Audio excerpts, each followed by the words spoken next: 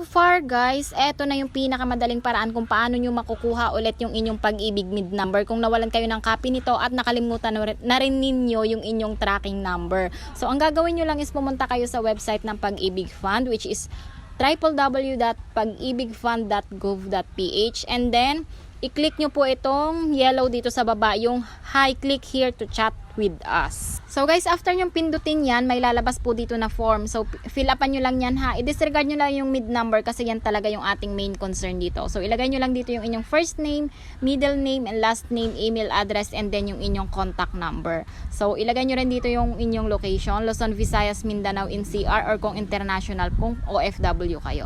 Tapos yung inyong province dito sa kabila.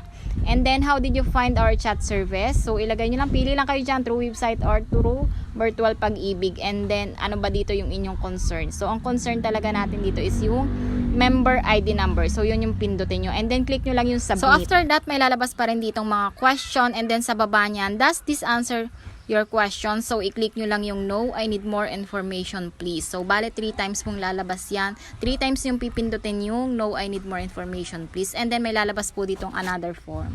Dito sa form na lalabas, so nandyan na yung inyong complete name and then yung inyong email address. So, meron lang siyang hinihinging additional details, yung inyong birthday, birthplace, yung inyong mother's maiden name. Then, disregard nyo na lang ulit yung registration tracking number. Ilagay nyo lang yung NA. Tapos, i-type nyo po dito yung inyong previous or current employer ha. Huwag nyo kalilimutan yan. And then, click nyo lang yung I'm not a robot. And then after that guys, ayan, nandyan na sa baba yung iyong Pag-ibig membership ID number. So, diba, hindi mo na kailangan pumunta ng Pag-ibig branch. Through online na lang. Napakadali na lang po yan.